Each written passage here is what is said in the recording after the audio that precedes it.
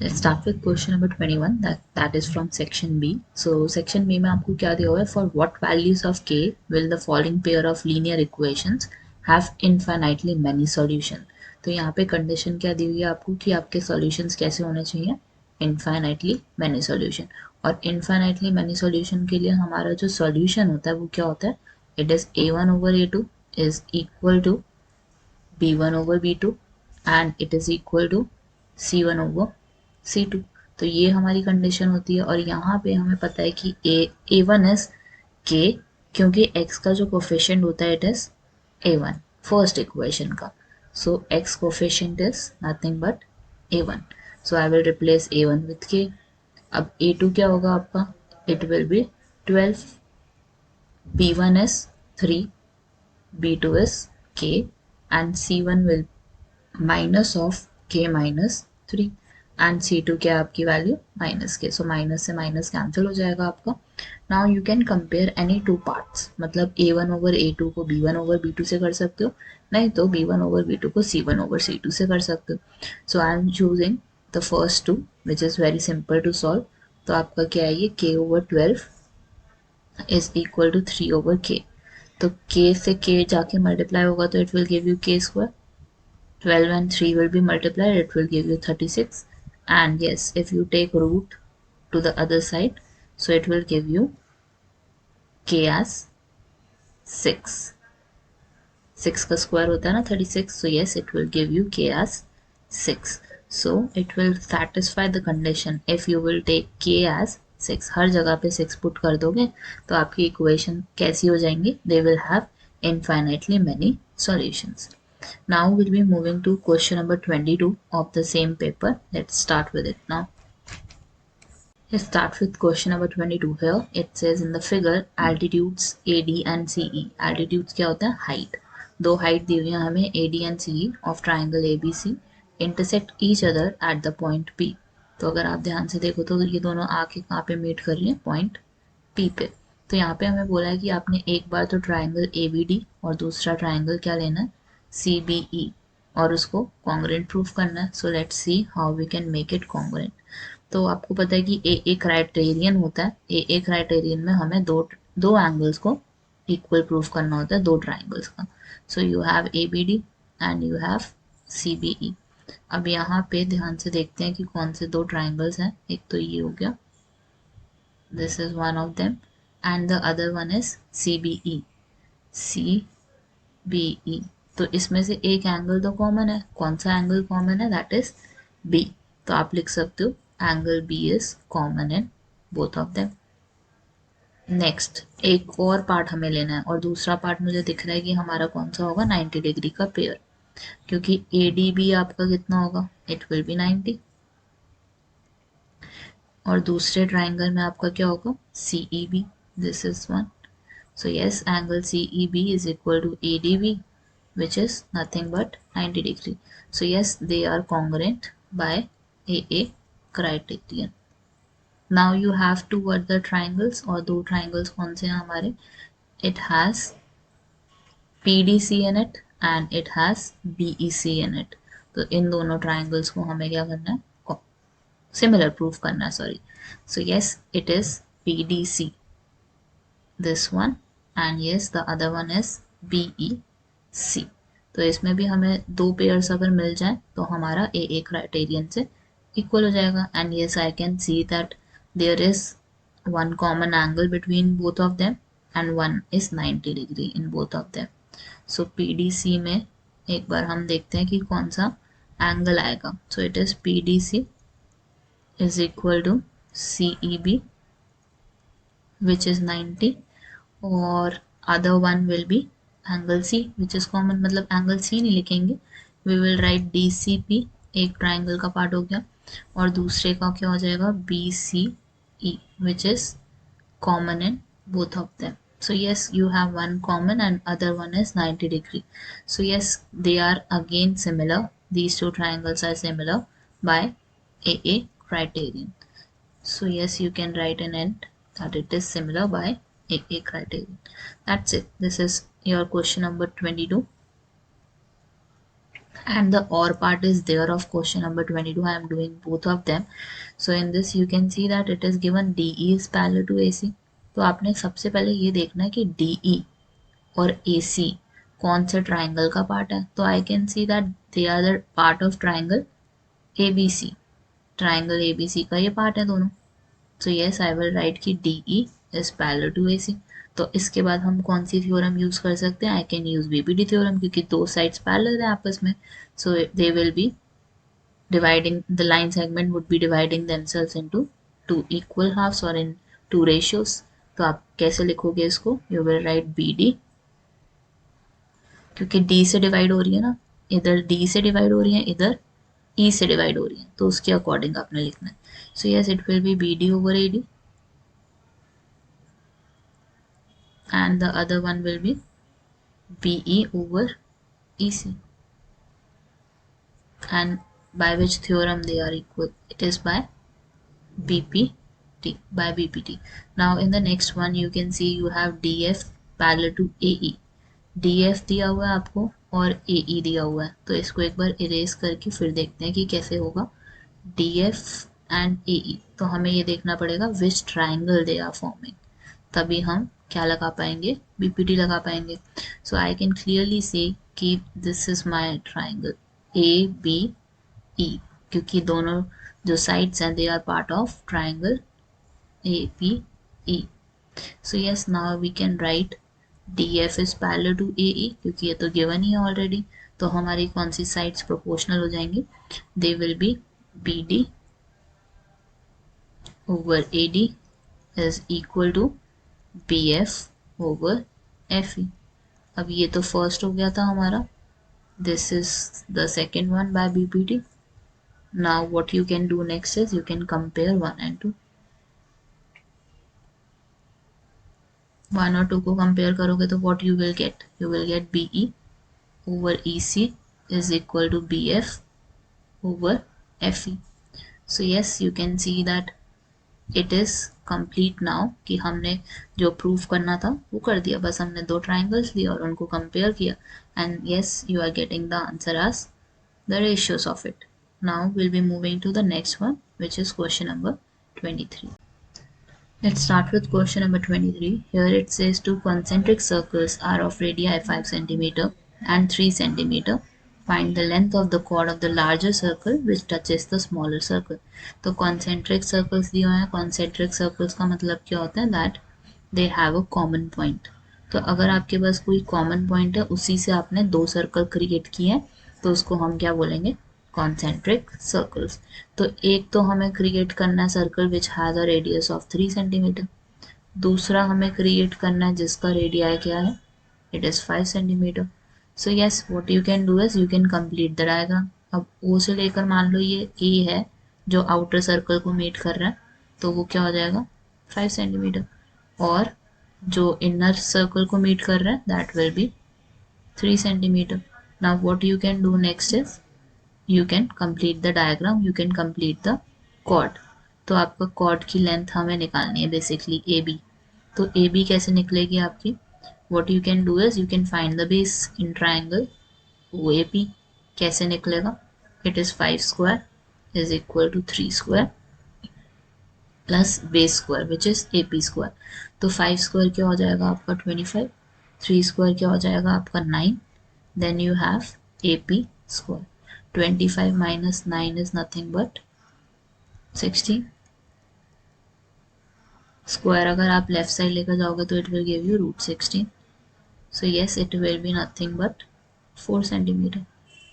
So AP length of AP is 4 centimetre. Now you have the next one which is to find AB. हमें AB find out करना था और जैसे कि ये परपेंडिकुलर ड्रॉ हुआ है ना तो ये क्या होगा इसका डबल हो जाएगा. Twice of AP. AP की वैल्यू कितनी है हमारी. It is 4. 2 into 4 क्या हो जाएगा 8 centimetre. So yes the value of AB in this case is 8 centimeter. Now we'll be moving to question number 24. In this one you can see this is one of the NCERT one. So it says cot theta is equal to 7 over 8. Evaluate the value of 1 plus sin theta, 1 minus sin theta over 1 plus cos theta, 1 minus cos theta. तो यहाँ पे हम क्या करेंगे, cot theta क्या दिया हुआ है 7/8। सो सबसे पहले तो आप इसको किस रेशियो में लिखोगे, के की फॉर्म में लिखोगे। और कॉट हमारा टैन का रेसिप्रोकल होता है ना, टैन की वैल्यू क्या होती है, टिल पेंटेड ब्लैक P/B। सो ये हो जाएगा हमारा B/P। पहले तो आप ट्राइंगल क्रिएट कर लो क्योंकि हमें कॉस थीटा और साइन थीटा तो चाहिए ही है अगर आप ये पूरा एक्सप्रेशन फाइंड आउट करना चाहते हो। तो कॉट थीटा की वैल्यू है आपके लिए 7k/8k। So yes, theta will be here, base will be this one then, and the perpendicular will be 8k. Now what you have to do next is you have to find the value of hypotenuse, और hypotenuse की value कैसे निकलेगी, using the Pythagoras theorem. Perpendicular is there, base is there. Perpendicular की value कितनी है आपकी 8k², base कितना है आपका 7k², 8k² कितना हो जाएगा 64k², 7 क्या हो जाएगा 49k²। तो बस आपने क्या करना है 64 और 49 को ऐड करना है। So yes, it will give you 3 here, 1 here, 113k²। Then you can take square to the other side, it will be √113k²। तो आपका √113 पे तो रहेगा लेकिन k पे नहीं रहेगा, and it will be only k. Now what you have to do next is you have to find sin theta and cos theta respectively. तो sin theta क्या होता है हमारा P/H, perpendicular is 8k and hypotenuse is 113k। इसी तरह cos theta find out करना है। cos theta कैसे निकालते हैं, B/H, B की वैल्यू कितनी है आपकी यहाँ पे 7k और hypotenuse is nothing but 1/√3k। तो k से आपका k कैंसिल हो जाएगा। then you can substitute the value in the following expression given to you, so it is 1 plus sin theta। और ये कर सकते हो कि आप इसको सिंप्लीफाई करो, 1 प्लस साइन थीटा और 1 माइनस साइन थीटा क्या है, ये कौन सी फॉर्म है, a² माइनस b² की फॉर्म है। So it will be 1² minus sin² theta. The below one will be 1² minus cos² theta. अब पुट कर सकते हो आप वैल्यू यहाँ पे 1² minus sin² theta. Sine theta की वैल्यू कितनी है 8/√113 का square. Then you have 1² minus 7/√113 का स्क्वायर। आपकी वैल्यू कितनी आ जाएगी 1 माइनस 64 और 113 इन डिनोमिनेटर, एंड बिलो क्या होगा आपका 1 माइनस 7 113। अब आपने इसको क्या करना है, you have to take the LCM, और एलसीएम के बाद आपकी वैल्यू क्या बनेगी पूरी 64 and this is 49, sorry. So 64, this will be 113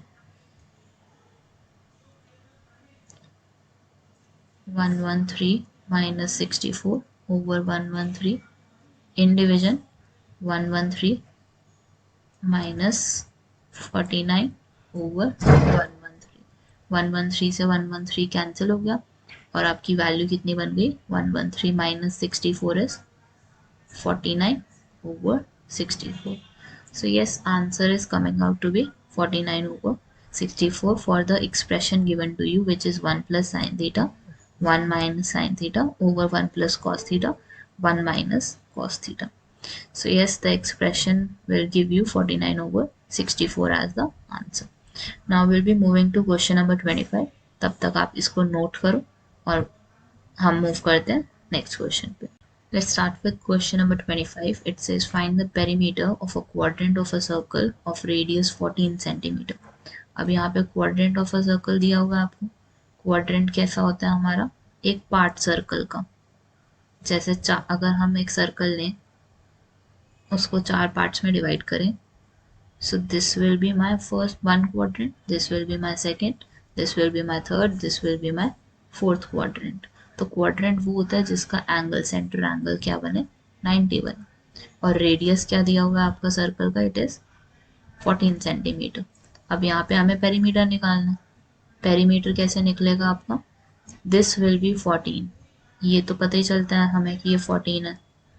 this length is 14, ये तो पता है। This length is 14 as well. तो दो तो रेडियस हो गए हमारे पास जो हमें ऐड करने ही करने हैं। अब ये वाला कैसे निकलेगा आपका, आर्क लेंथ कैसे निकलेगी, आर्क लेंथ कैसे निकालोगे आप यहाँ पे, इट विल बी 90/360।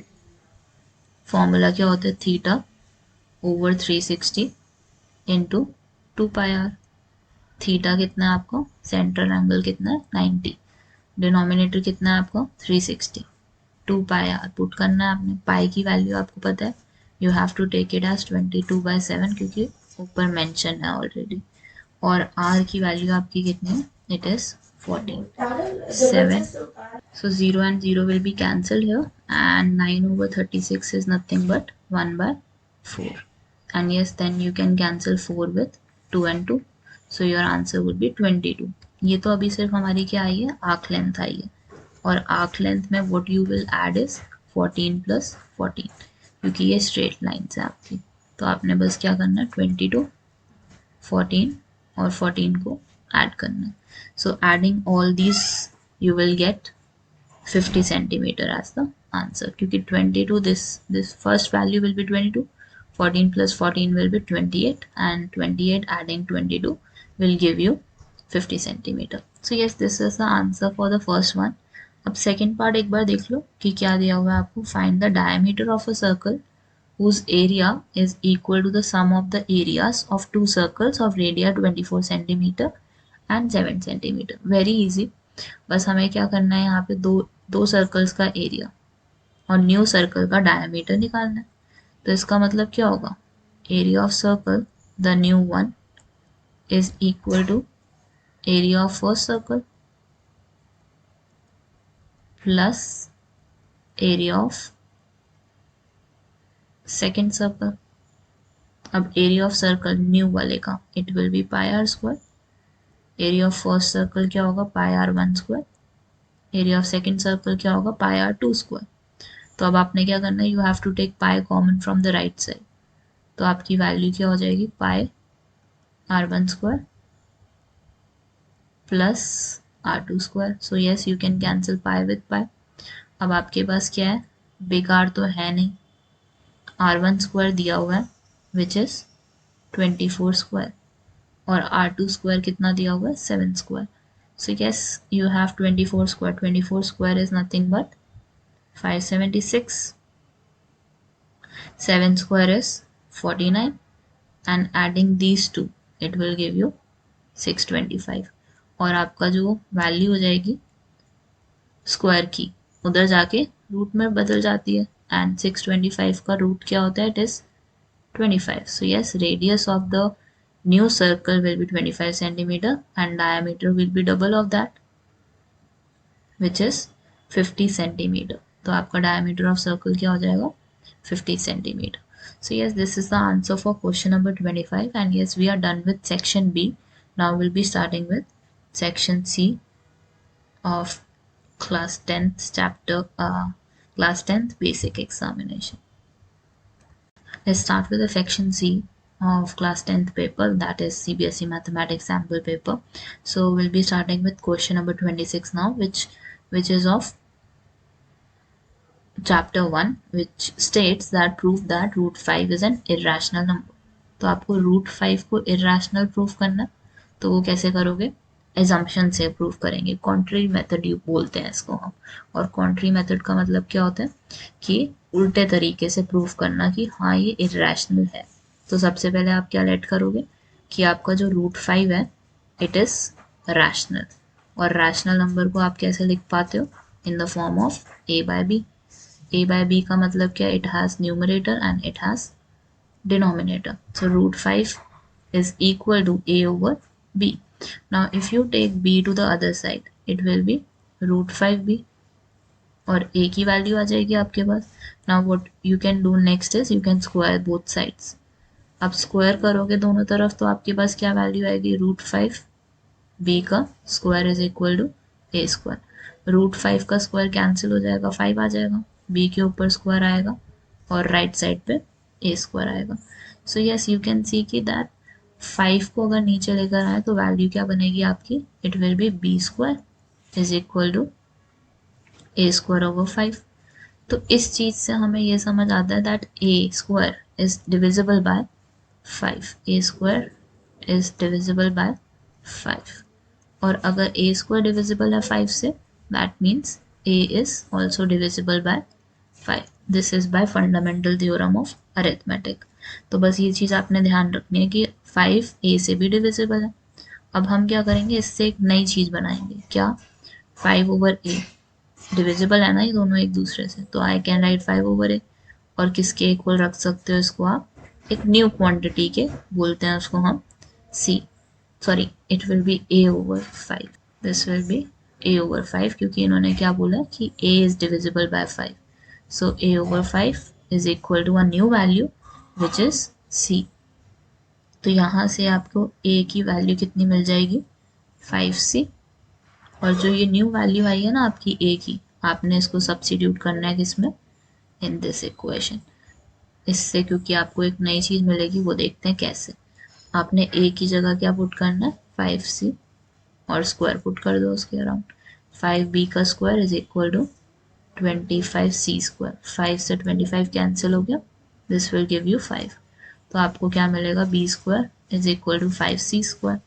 और 5 को आप डिवाइड करने ले जाओगे लेफ्ट साइड पे, so it will be b square over 5 is equal to c square. इसका मतलब क्या हो गया कि b square is divisible by 5 and b is divisible by 5। दोनों चीज़ें हो गई अब हमारे पास यहाँ पे। पहले हमने ये निकाला था कि a जो है वो किसके डिविजिबल है? It is by 5। और हमें पता चल गया कि b is also divisible by 5। ए भी डिविजिबल है 5 से, बी भी डिविजिबल है 5 से। और हमने पहले मान के चलते हैं कि जो ए और बी है हमारे, दे आर को प्राइम नंबर्स। और ये तो पॉसिबल ही नहीं है कि वो दोनों नंबर्स एक ही नंबर से डिवाइड हो रहे हो, क्योंकि उनका एक कॉमन फैक्टर तो है विच इज़ 5। दोनों के दोनों 5 से डिवाइड हो रहे हैं। So this contradicts the fact that a and b are coprime. सो इसका मतलब हम क्या कह सकते हैं in the end? that root 5 is irrational. Root 5 is irrational because a and b are not co-prime. Why? Because they have at least one common factor which is 5 in this case. So yes, this is the answer. अगर कोई भी problem है तो पूछ सकते हो आप। तो ये वाला स्टेप जो आया हमारा, वो आया इससे कि उन्होंने बोला था कि ए स्क्वायर डिविजिबल है 5 से, और ए किससे डिविजिबल है? 5 से। तो बस आपने यहाँ से क्या क्रिएट कर दी? एक न्यू इक्वेशन क्रिएट कर दी कि ए इज डिविजिबल बाय 5, मतलब ए बाय 5 लिखा मैंने, और मुझे नहीं पता कि ए कौन सा नंबर है, और जब वो 5 से डिवाइड होगा तो वो कौन सा नंबर देगा। तो हमने क्या किया? एक न्यू नंबर इंट्रोड्यूस कर दिया विच is C.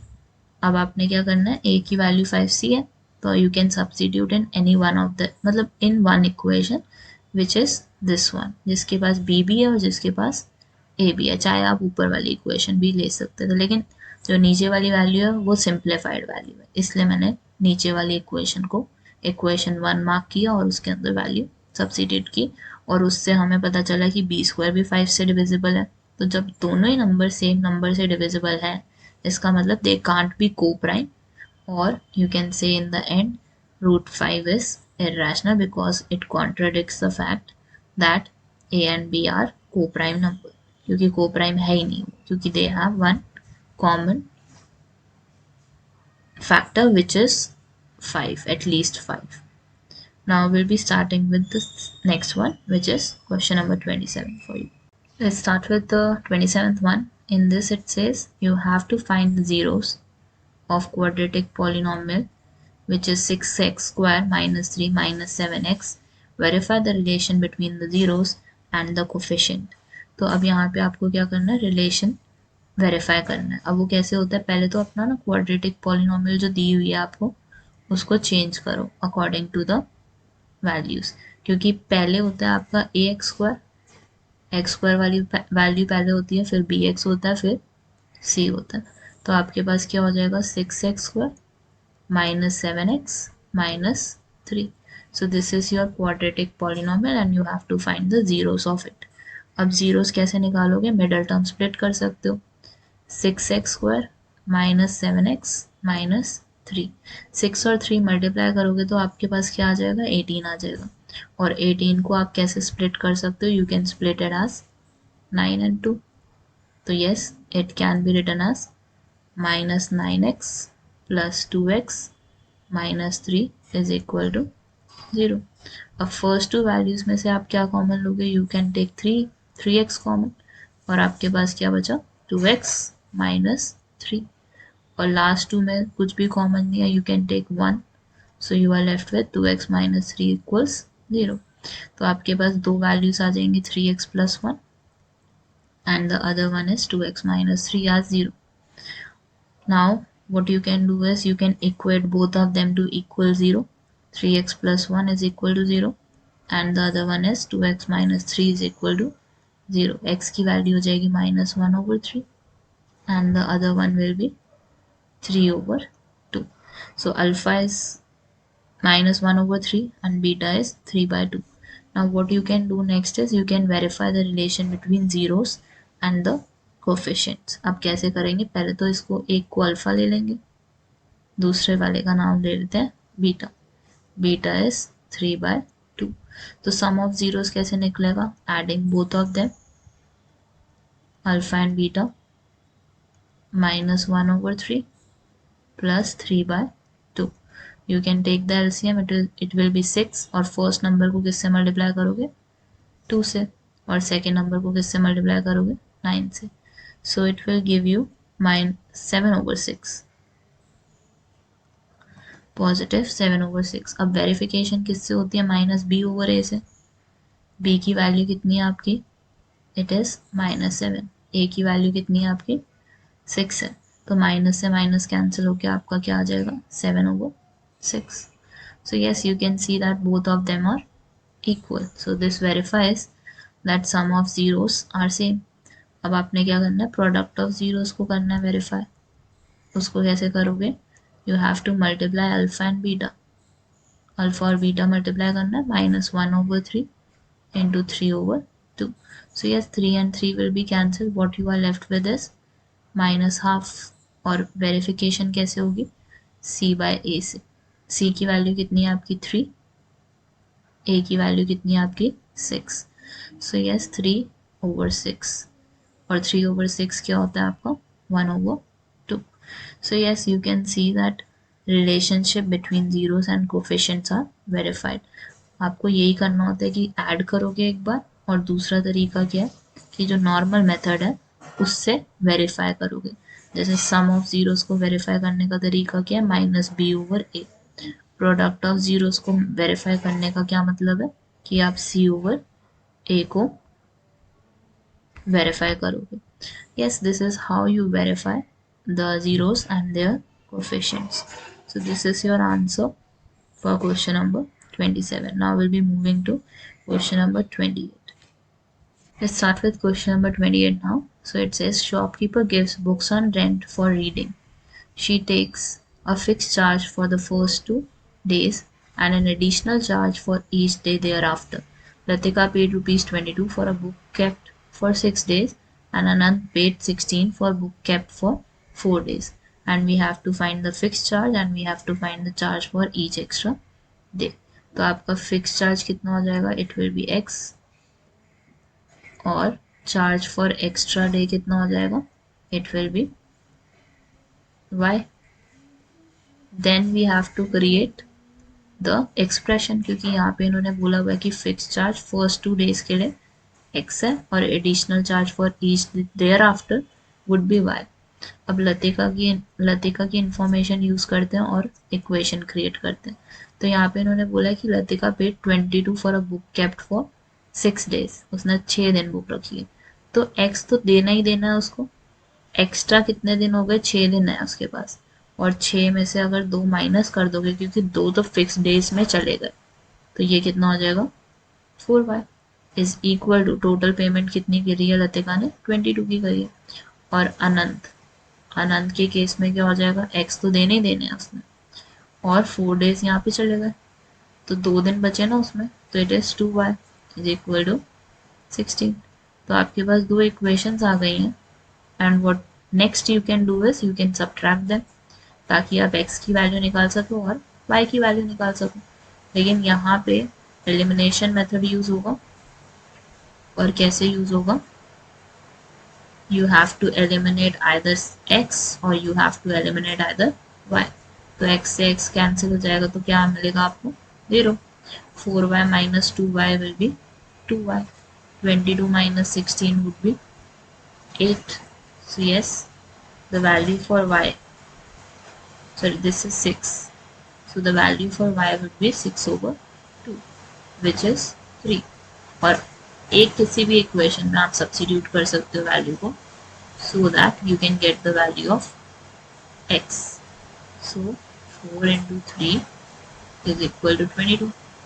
x is equal to 22 minus 12 would be 10 rupees। तो फिक्स चार्ज उसको 10 रुपये तो देने ही है, और अगर एक्स्ट्रा डे के रखेगा वो, मतलब कोई भी रखेगा अगर एक्स्ट्रा डे के लिए, तो दे हैव टू पे ₹3 for each extra day. Now we have the other question, which is question number 29, and we'll be moving to. Let's start with question number 29. It says PQ is a chord of length 8 centimeter of a circle of radius 5 centimeter. The tangent at point P and Q intersect at a point T. Find the length of TP। अब आपने क्या find करना है, यहाँ पे TP find out करना है। तो फाइंड आउट कैसे करोगे, पहले तो देखो आपको पता है कि रेडियस है ये PO, तो सिमिलरली आपका जो RQ होगा, RQ what will be the value for RQ, क्योंकि इन्होंने PQ कितना दिया हुआ है हमें 8 सेंटीमीटर दिया हुआ है।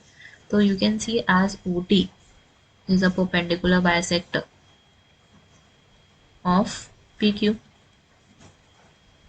OT is a perpendicular bisector of PQ, therefore PR and RQ are bisecting each other। इसका मतलब हो गया they are 4 centimeter in measurement।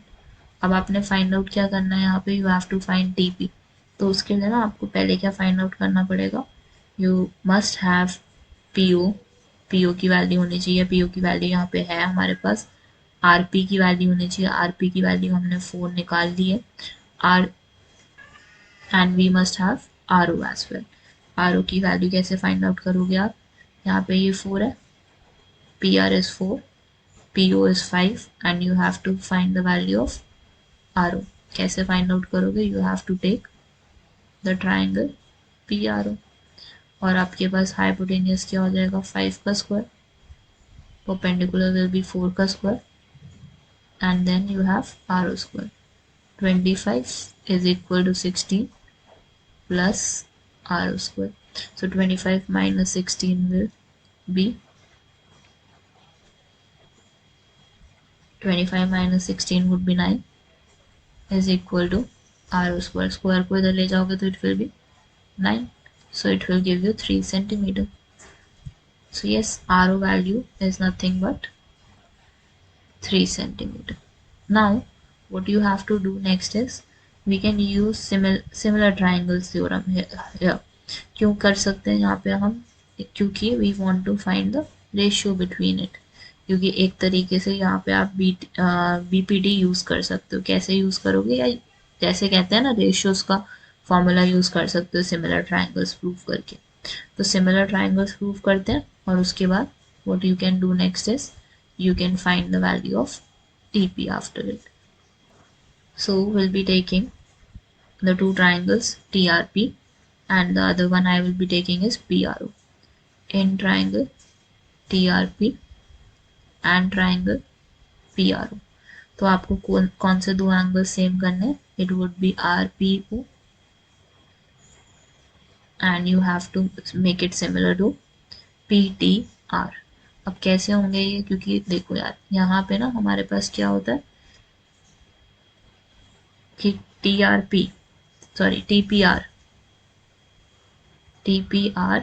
Plus angle RPO किसके इक्वल है 90 के, और दूसरा हमारा कौन सा है TPR plus PTR is equal to 90। तो हमें यहाँ से क्या मिल जाएगा कि TPO हमारा किसके इक्वल है 90 के, और दूसरा हमारा क्या हो जाएगा, TRP किसके इक्वल है, 90 के। सो इसका मतलब यू कैन से कि RPO is equal to PTR, बिल्कुल बराबर होंगे ये दोनों, इसका मतलब। So therefore I can say that yes, these two triangles are similar in nature by AA rule। और जब हमारे सिमिलैरिटी प्रूफ हो जाती है, that means their sides will be in proportion to each other. तो यस, इसकी इसकी side क्या हो जाएगी, एक, it will be TP over PO is equal to RP over RO। TP की वैल्यू आपके पास नहीं है, PO की वैल्यू आपके पास 5 है, RP की वैल्यू आपके पास 4 है, RO की वैल्यू हमारे पास अभी निकाली थी हमने 3 आई है, so it would be 3। Now what you can do next is you can take value of 5 to the other side, 5 over 3 into 4, so yes, it will be 20 over 3 centimeter। So yes, the value of TP is nothing but 20 over 3 centimeter। और कैसे prove करना है आपने, by taking AA similarity, ताकि हम उसकी जो sides हैं, दोनों की साइड्स जो है उसको क्या कर सके, प्रोपोर्शनेट कर सके, then only we can find the answer to TP। Let's start with the question number 30 here। It is given, prove that tan theta over 1 minus cot theta plus cot theta over 1 minus tan theta is equal to 1 plus secant theta cosec theta। So आपको ये prove करना है right hand side के equal. अब क्या करोगे यहाँ पे, आप सबसे पहले एक चीज़ तो ये कर सकते हो कि आप क्या कर सकते हो, tan थीटा को क्या लिख सकते हो, sin theta over cos theta.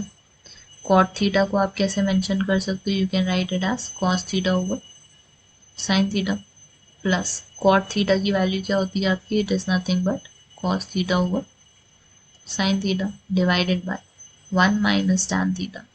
tan theta की वैल्यू क्या होती है हमारी, sin theta over cos theta. अब आपने क्या करना है नेक्स्ट स्टेप में, what you have to do next is you have to take LCM in denominator, क्योंकि न्यूमरेटर हमारा क्या है, sin theta over cos theta है। डिनोमिनेटर में क्या आ जाएगा आपका, sin theta minus cos theta over sine theta plus cos theta over sine theta.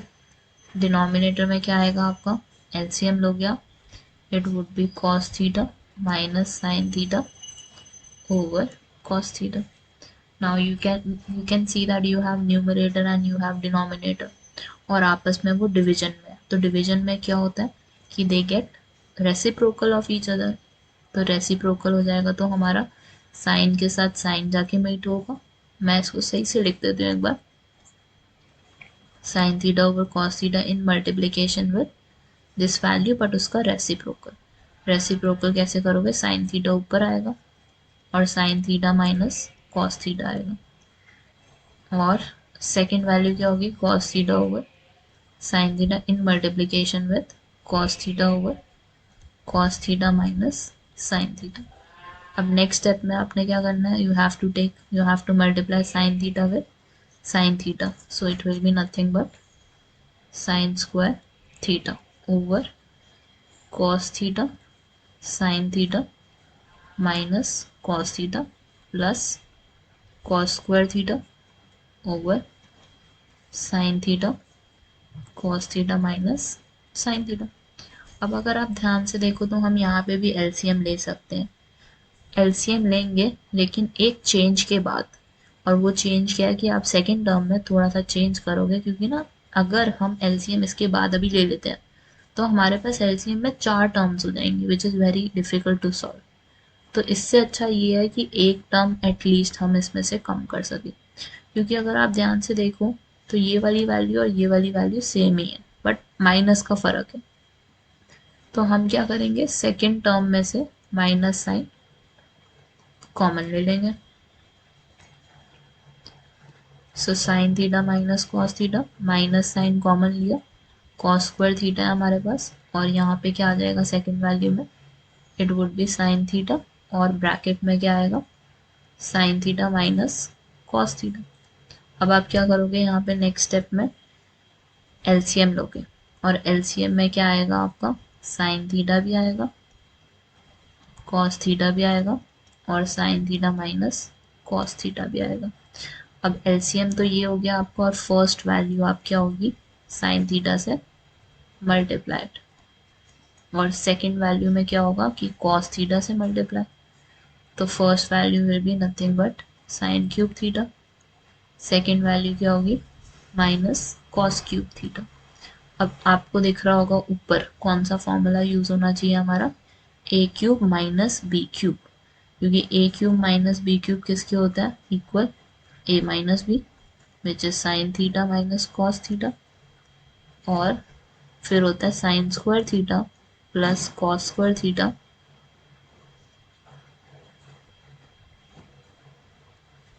Plus 1, it will be,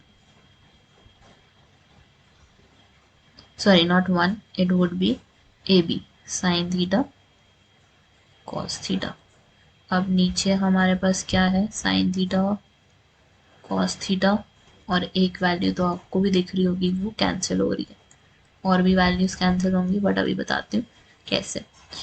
next step में आप क्या करोगे, अब आपके पास है sine square theta plus cos square theta, so it would be 1, 1 आ जाएगा, और sine theta cos theta as it is. Division में आपके पास क्या है, साइन थीटा और कॉस थीटा, तो यहाँ पे आपके पास दो वैल्यूज आ जाएंगी, एक तो ये आ जाएगी 1/साइन थीटा कॉस थीटा, और दूसरी कौन सी आ जाएगी आपकी, ये वाली sine theta over cos theta. So 1 sine theta cos theta plus sine theta cos theta sin theta cos theta, so yes the other two will be cancelled and it will give you answer as 1, और first term में आपका क्या हो जाएगा, it would B 1/साइन theta ना, तो 1/साइन theta क्या होता है आपका cosec थीटा, और 1/cos थीटा क्या होता है sec theta plus 1। So yes this is the answer you are getting for the 30th one, क्योंकि आपको राइट हैंड साइड के इक्वल प्रूफ करना था इसे, और हो गया। Now we'll be moving to the next one, which is the 31st. Let's start with question number 31. It says two dice are thrown at the same time. What is the probability that the sum of the two numbers appearing on the top of the dice is 8? हमें चाहिए कि to dice throw किए गए हैं और उसमें total sum कितना आ रहा हो, 8 आ रहा हो। तो इसके लिए ना आपको क्या करना पड़ेगा, दो डाइस की इंफॉर्मेशन लिखनी पड़ेगी, एक डाइस की लिख ली और दूसरी तरफ क्या करोगे, दूसरी डाई की इंफॉर्मेशन लिखोगे। दूसरी डाई में भी ऑब्वियसली कितने आउटकम्स आ सकते हैं, मैक्सिमम टू मैक्सिमम 6 ही आ सकते हैं, दैट इज 1 2